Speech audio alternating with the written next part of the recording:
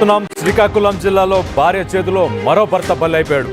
ప్రియుడితోని సుఖానికి అడ్డుగా ఉన్నాడని చెప్పేసి ఆ భర్తని హత్య చేసింది భార్య హత్యకు ప్లాన్ ఏ, అలాగే భర్తని హత్య చేయడానికి ఆ భార్య ప్లాన్ ఏ ప్లాన్ బి రెండింటినీ రూపొందించింది. అంటే ఎంత కిరాతకురాలో మీరు ఒక్కసారి ఆలోచించండి. 8 ఏళ్ల క్రితం నల్లిరాజు అని చెప్పేసి 27 సంవత్సరాలు ఆయనతోని మోనికాకి వివాహం అయింది.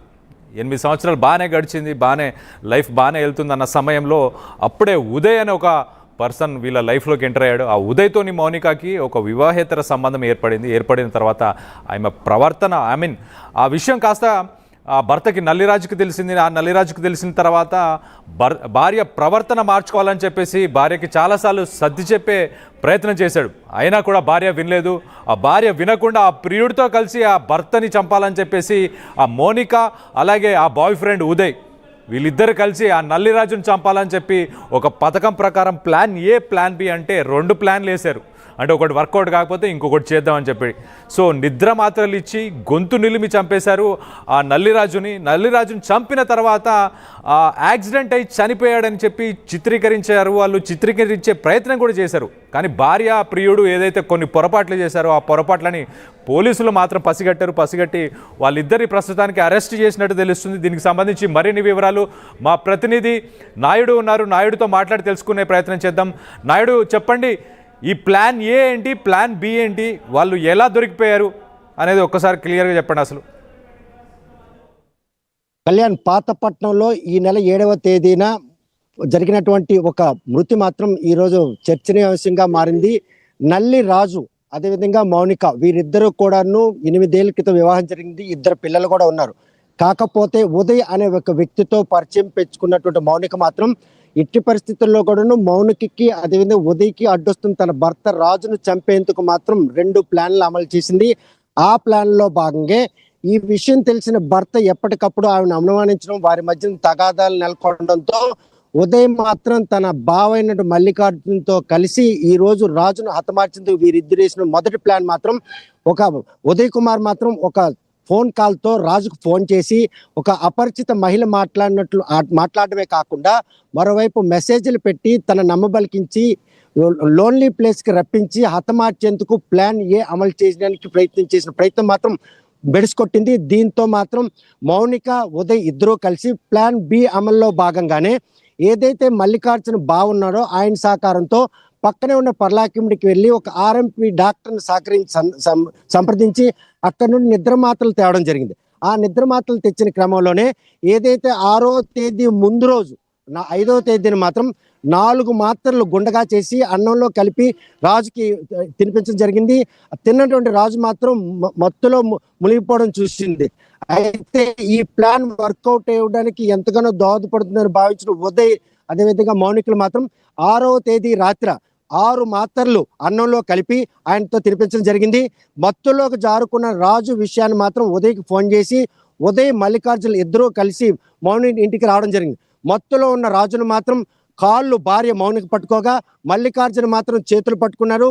ఉదయ్ మాత్రం రాజు ఛాతిపై కూర్చొని తలగడ పెట్టి మరీ ఆయన్ని హతమార్చారు. కాకపోతే హతమార్చిన విషయాన్ని అది హత్యగా చిత్రీకరించడం కాకుండా ప్రమాదంగా చిత్రీకరించిన వాళ్ళు చేసినటువంటి ప్రయత్నంలో మాత్రం ఒక కొత్త అంశాన్ని మాత్రం పోలీసులు గమనించారు.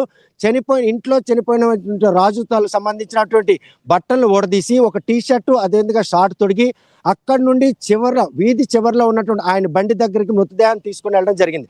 ఆయన మద్యం సేవించి యాక్సిడెంట్కి గురై చనిపోయి ఉంటాడని భావించడానికి చేసినటువంటి ప్రయత్నంలో ఆ బండి దగ్గర ఒక మద్యం బాటిల్ అదేవిధంగా రాజు చేతికి మద్యం సేవించును అని ఒక భీష్మించుకున్నటువంటి కడుగును కూడా వేసుకున్నాడు. ఆ కడుగును కూడా చేతి నుండి తీసి ఆయన టీషర్ట్లో వేయడం జరిగింది. ఈ పరిణామాలన్నీ చేసిన నేపథ్యంలో అర్ధరాత్రి 11:30 కావస్తున్నా కూడాను ఇంకా రాజు ఇంటికి రాలేదని చెప్పి మౌనికి మాత్రం తను ఇది ప్రమాదం అని చిత్రీకరించేందులో భాగంగానే ముందుగా అత్తకు ఫోన్ చేసి తన భర్త ఇంకా ఇంటికి రాలేదని ఆమెకు ఫోన్ చేసింది. అదేవిధంగా రాజు కూడా ఆమెకు ఫోన్ కాల్ చేసింది. ఇదంతా కూడా నమ్మబలికించే చేసిన ప్రయత్నంలో ఉదయం యథేచ్ఛగా అది ప్రమాదవశాత్తు జరిగినటువంటి మృతిగా గుర్తించిన పోలీసులు మాత్రం పోస్ట్ మార్టం పంపించారు. హాస్పిటల్ వద్ద కూడాను తన భర్త ప్రమాదవశాత్తు చనిపోయి ఉంటాడని మౌనికి మాత్రం జీర్ణించే విధంగా నటించింది. ఆ విధంగా క్రమంగా సాగుతున్న నేపథ్యంలో 2 రోజుల క్రితం పోస్ట్ మార్టం నివేదికలో మాత్రం అది ప్రమాదవశాత్తు చనిపోయిన మరణం కాదు, ఆయన హత్య చేశారని మాత్రం పోస్ట్ మార్టం నివేదికలో సుస్పష్టం కావడంతో పోలీసులు మాత్రం క్షేత్రస్థాయిలో రంగప్రవేశం చేసి యాక్సిడెంట్ జరిగిన ప్రదేశాన్ని నిక్షిప్తంగా గమనించారు. ఎందుకంటే యాక్సిడెంట్ జరిగిన స్థలంలో బండికి ఏం కాలేదు, రాజు ఒంటిపై గాయాలు లేదు, కేవలం తలపై మాత్రం ఒక ఘాటు ఉంది. ఆ ఘాటు కూడాను పడిపోయి తగిలినటువంటి ఘాటు కాదు, అది మాత్రం ఎవరో కొట్టారనే విషయాన్ని మాత్రం పోలీసులు గమనించారు. ఈ గమనించిన నేపథ్యంలో పోలీసులు మాత్రం ముందుగానే తగులు పడుతున్నటువంటి ఏదైతే రాజు మౌనికల మధ్యన కాల్ రిజిస్టర్ ఆధారంగా మౌనిక ఫోన్ కాల్ని హ్యాండ్ ఓవర్ చేసుకొని ఆ ఫోన్ కాల్తో విచారించడం మొదలుపెట్టారు. మౌనిక ఫోన్ కాల్కి Uday Kumar phone contact number ఉండడం, వీరి మధ్యన కొన్నాళ్ళుగా చాటింగ్ జరగడం, ఈ పరిణామాలన్నీ చోటుకున్న నేపథ్యంలో ఆ చాటింగ్లో కూడా ఒక కొత్త అంశం ఏంటంటే ఉదయ్ కుమార్ భార్యకి విడాకులు ఇచ్చి పిల్లలను కూడాను ఆమెకు ఒప్పచెప్పి వీరిద్దరూ కలిసి అంటే ప్రశాంతంగా ఒక కొత్త జీవితాన్ని ప్రారంభించాలని స్కెచ్ చేసుకున్నారు. ఆ మెసేజ్లు కూడా పోలీసులు గమనించారు.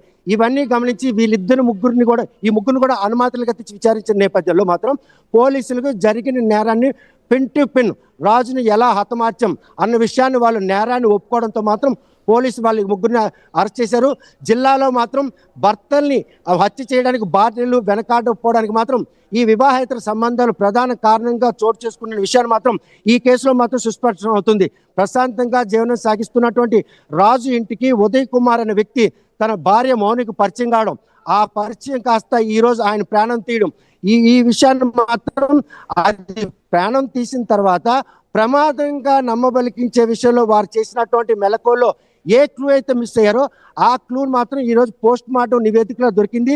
పోలీసులు ఆ దిశగా దర్యాప్తు చేశారు. ఆ దర్యాప్తులో భాగంగానే ఈరోజు రాజును హతమార్చినందుకు దోహదపడినటువంటి ఉదయ్, అదేవిధంగా మల్లికార్జున్తో పాటు స్కెచ్ చేసిన భార్యను కూడాను అరెస్ట్ చేసి జైలుకు పంపించారు. ఇటువంటి ఉదంతమే ఆమదాలవలస నియోజకవర్గం బొబ్బులిపేట గ్రామంలో కూడాను తన భర్తను సుపారీ ఇచ్చి చంపించేందుకు ఒక సాఫ్ట్వేర్ ఎంప్లాయీతో వివాహిత సంబంధించిన భార్య మాత్రం ఆ రోజు కూడాను ఆమె భర్త ఇక్కడ నుంచి బయలుదేరి పాపం తేడానికి వెళ్తున్నారని చెప్పి ఫోన్ కాల్ చేయడం, అక్కడ దారిలో ఎవరైతే వీరున్నారో సుపారీ గ్యాంగ్ వారిని పట్టింపించడం, అక్కడ ఆయన చనిపోయాడని చెప్పిన విషయాన్ని నిర్ధారించిన తర్వాత పోలీస్ స్టేషన్కి వెళ్ళి ఫిర్యాదు చేయడం, ఈ పరిణామాలు సేమ్ అదే మర్డర్ మళ్ళీ ఇక్కడ రిపీట్ అయింది దాంట్లో ఎటువంటి వస్తుందో.